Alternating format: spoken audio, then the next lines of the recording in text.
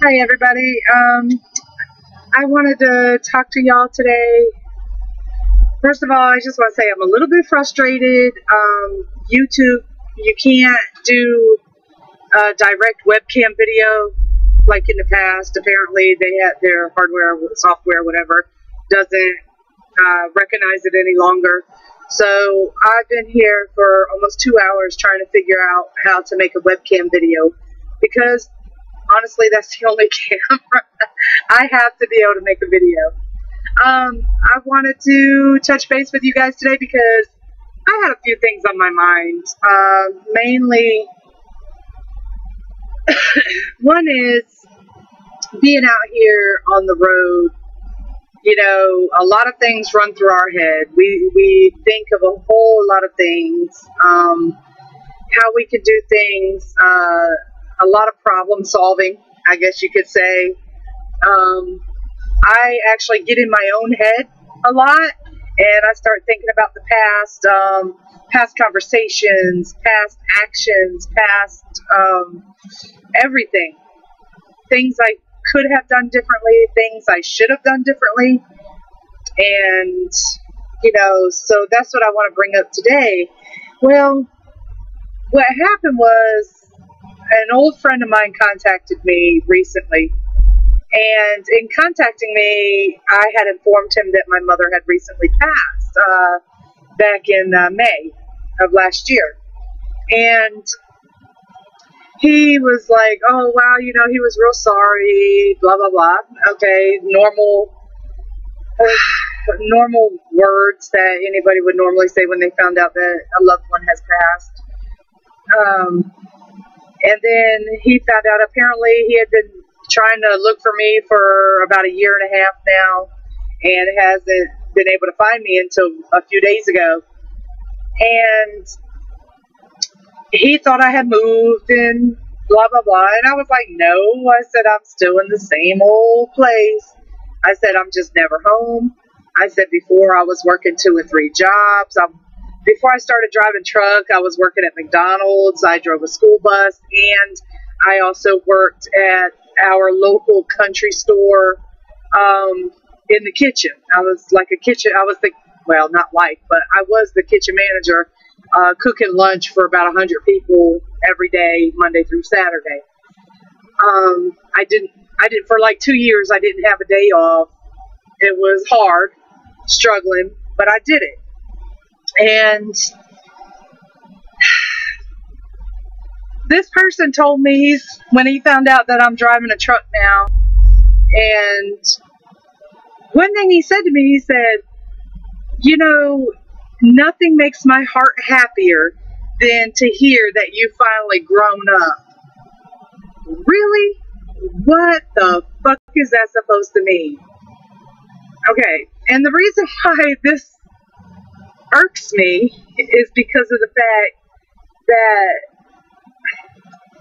you know, for years I was a single mother, you know, relationships, in and out of relationships. I had a 10-year relationship.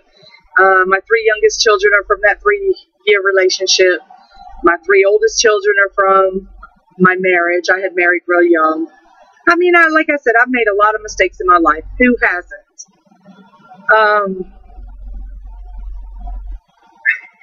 I can't even grasp in my head what this was supposed to mean. Okay, I finally grew up. MFer, I look at it this way. I had a really good job working at a casino in Connecticut at one time, and I lost my job due to layoffs. In losing my job, yes, I was on unemployment. However, unemployment was not enough to cover my apartment expenses, my living expenses, my eating expenses. So I ended up losing my apartment, beautiful studio apartment I had, losing my apartment, moving back down to North Carolina into an old trailer. Now, granted, I live right on the river and I love it. I wouldn't change it for the world. My rent is very inexpensive, but it's where I want to be. And I really enjoyed my life living on that river and paying that little rent. I wasn't working for about 18 months. And moving back to North Carolina, I found, it's really rural. You have to, if you don't have a car, you can't get a job. If you ain't got a job, you can't get a car. And then you're stuck in this catch-22 kind of, thing. And I'm going to tell you, it's not easy. It's not fun when you have to depend on every single person in your life to get a ride to the store, to get a ride in town, to get a ride here, to get a ride there. Oh, I'm hungry. Can you bring me something when you get off work? I've ran out of groceries in my house. I can't get to the store. Whenever you're off next, can you give me a ride to the store? That sort of thing.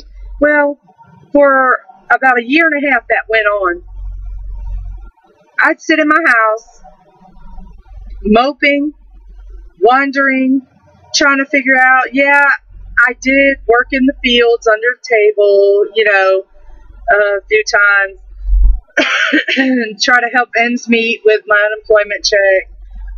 It was wrong, but I did it. Whatever, it's done. Okay, the reason why I'm saying all this is to say I'm going on 5 years at this address. Okay, 5 years. This is the longest I've ever been in one place on my own, ever. My bills were always paid. I was always able to eat. My child support was paid because my 3 youngest children, they live with their father and, stepmother, and we did not want to uproot them. They live in a very prestigious neighborhood, and we didn't want to uproot them. They go to really good schools and everything. So when somebody says, I'm so happy you finally grew up, well, because you know what, I would sit around my house for 7 days a week, or 5 days a week, 6 days a week, whatever. Come Friday, Saturday in a small town, I've got friends of mine who are DJs. If they're DJing a party and I get invited to go to the dance, well, heck yeah, I want to go. I wanted to go out drinking. I wanted to go out dancing. I wanted to go have fun. Who wants to sit around in the house 24 hours a day, 7 days a week, and not have a social life? I mean, was I not supposed to have a social life? Okay, MFer, you weren't paying my bills. You weren't putting food on my table.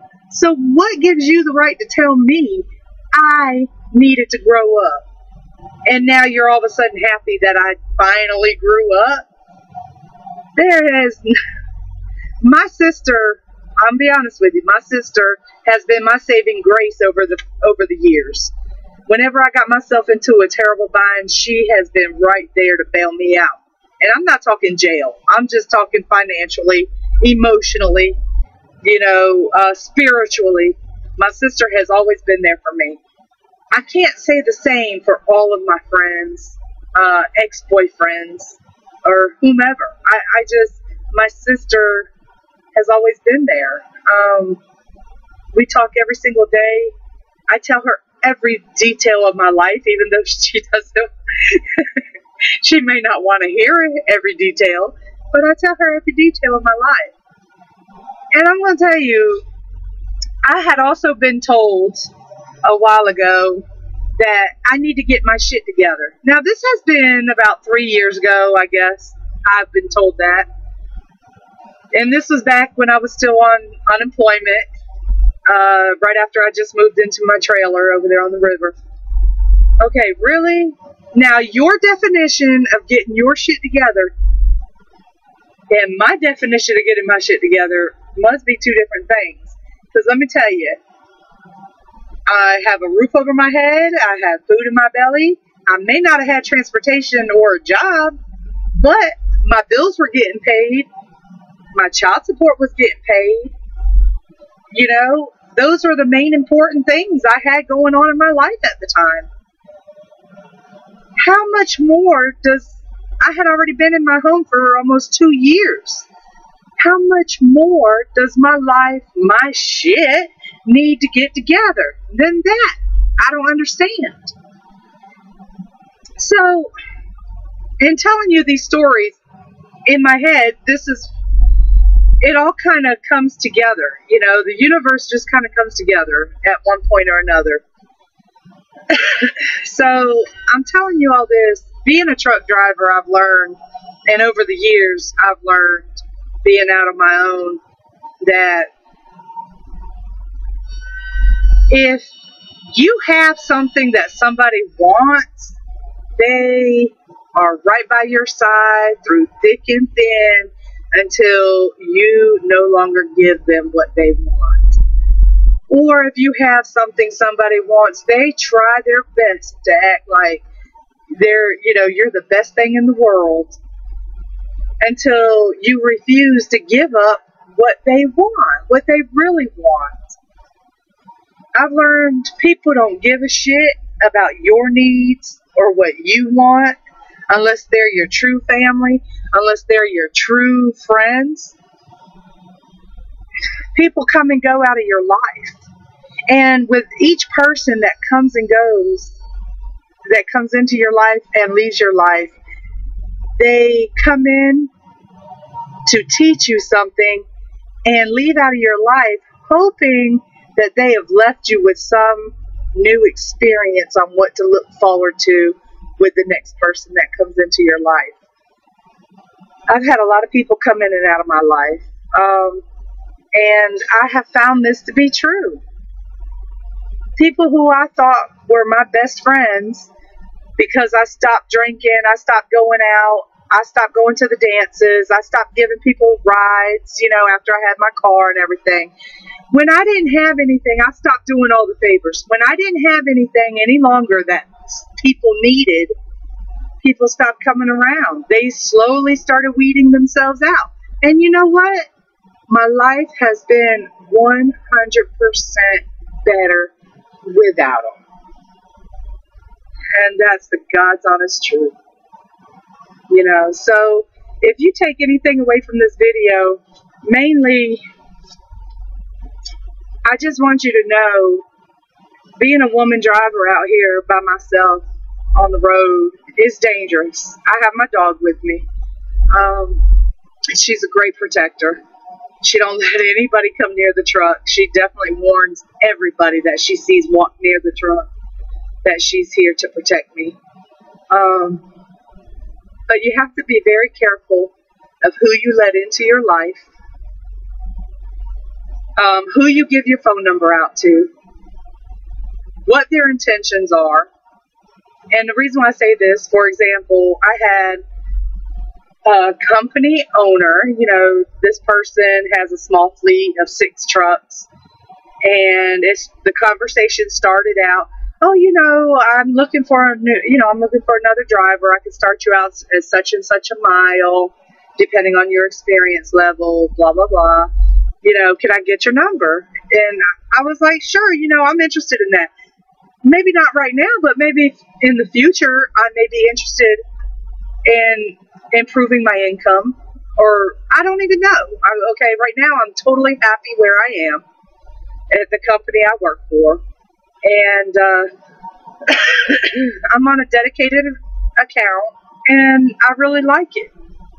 I end up giving this person my number innocently, and this person calls me up talking about what he liked about me, what he wanted from me, and this and that and that and this. And being an owner-operator, he was able to pick and choose his loads, hey, where are you? What you doing? And I'd be like, yeah, well, I'm picking up in Tennessee and rolling out to Virginia or whatever. And next thing I know, I'm in Virginia, or I'm in North Carolina. Where are you headed? And I was, trying to get a little bit closer and closer and closer to me. Then finally, he just bluntly came out and said, look, I want to have sex with you. I really like what I see, but I don't want anything more than sex. And I'm like, dude, I'm in a relationship. I have a boyfriend at home that I love, and he's a good man, And I'm not going to screw that up for some strange out here on the road. I'm just not going to do it. I said, I'm not having sex with you. And this went on for days until finally he realized, guess what? I think he finally understood that I'm not going there. And then finally he told me, he's like, well, I guess it's not going to happen. If you're not going to do it, then, take care out on the road. Be safe. If you ever want sex, just call me, blah, blah, blah. And I'm like, oh, that'll never happen. I'll never call you. So, yeah, you have a good life too. Thank you. Bye. So predators are out there, and they come in all shapes and forms, and we just have to seriously, please, ladies out on the road, please take care of yourself out there. Please, I am begging you. Please watch your surroundings. Get you some protection, and I don't necessarily mean a gun, but get you some sort of protection. Keep your doors locked. Keep your left door shut. Don't pass out your phone number. Please don't make the same mistake I did. If it's a company and they're interested in you, you get a business card and you call their recruiting department. I don't care if it's an owner-operator or not. If you don't know them, don't trust them. I learned the hard way. Because a lot of these drivers, they're only out here for one thing, and that's what we got between our legs. It's a damn shame. It boils my blood. I had a driver help me back in the other day. And now, he didn't ask for anything in return. I bought him a cup of coffee in the morning. I happened to see him inside truck stop. First time I've been truly offended out here on the road since I've been out here. And I've been going on 6 months. So, I'm a rookie. A little bit of experience out here on my own. He was helping me back, taking my time, inching me back, telling me. He was just helping me, which was cool. I appreciated it. I really did. Another driver, I guess, because I was holding up the traffic coming in, with us taking our time backing me up, he comes in, he's behind my truck, and he's, in a hurry. Come on, you go this way and turn and this and that. And the other guy's like, look, calm down. Calm down. Don't yell at her. It's a woman driver backing up. Let her take her time. And I looked, I was like, dude, and I told him, I said, my God, I said, don't say it's because I'm a woman driver. Just say it's because I'm a rookie. Yeah, I'm a little gun shy when it comes to backing up still, especially in packed truck stops in between two tractors. I get my palms sweat, my heart races, I get anxiety. I still get that. And I probably always have that, when and if I feel like I've got all eyes on me watching me, I screw up the most. If I'm calm, cool, collected, I can back that tractor up just like that, back that trailer into a hole. So, it was just the situation. That was the first time I'd ever been offended out on the road. But anyway, I just realized how long I've been ranting and raving. Everybody, please be safe out there on the road. If you see me in a truck stop, my name is Icebox Rocks. I haul a reefer. I just thought it was funny to call myself Icebox Rocks. My name is Roxanne, by the way, and I hope to see you out on the road. If you see me, please come up and shake my hand. I would love to meet you and maybe buy you a cup of coffee. Thank you. Take care. Bye.